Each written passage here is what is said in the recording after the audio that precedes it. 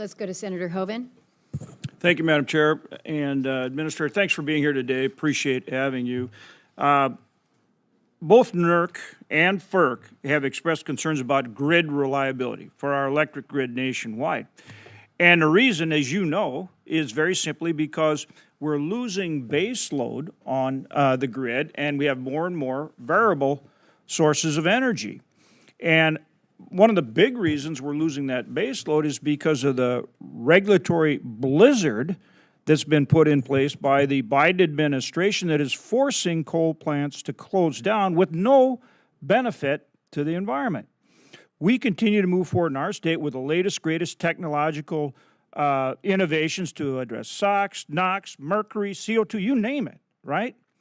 And yet they're still forcing these plants to close down. But it is putting the grid at risk. So talk to me about how you're going to take steps to unwind these burdensome rules like the MATS rule and like the Clean Power Plan 2.0.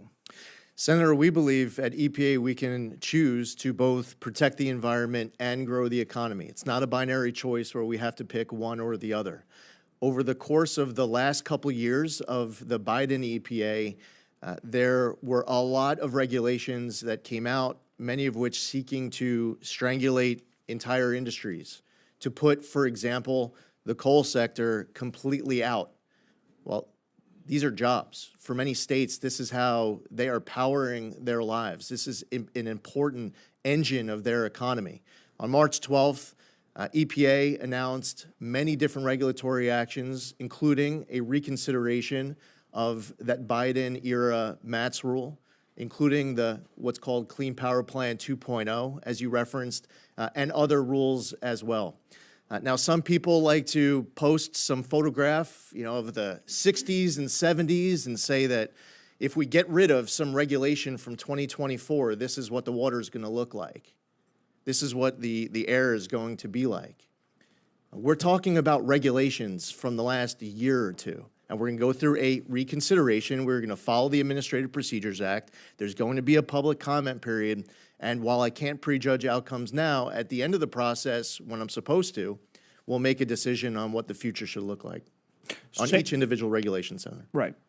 Same thing now for waters of the U.S. Talk to me about how we are going to make sure that private property rights are respected with waters of the U.S., which once again, the Trump administration had put in place a responsible rule.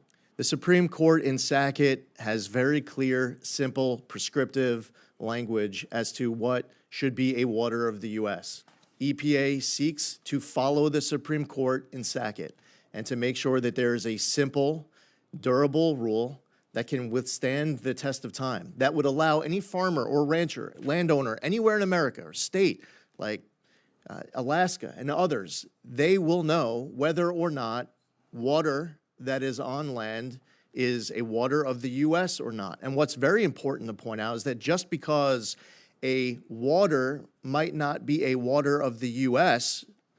as it relates to Sacket, that doesn't mean that a state loses the ability to have oversight over that waterway. And that's a big misunderstanding as to what we're talking about here. So we are doing a rulemaking to reconsider the definition of waters of the U.S.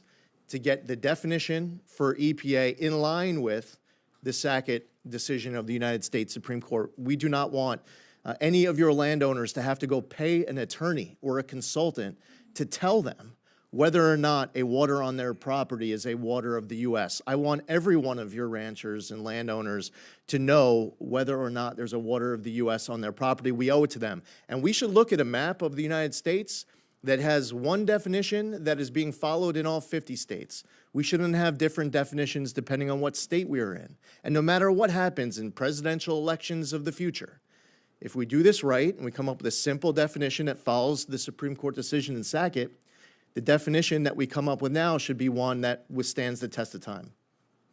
Thank you. And I also appreciate you referencing respect for states' rights. Respect for private property rights and respect for states' rights are constitutionally protected. And it's vitally important that the EPA and other federal agencies don't overstep those constitutional rights. Agreed, Senator. Thank you. Don't forget permafrost.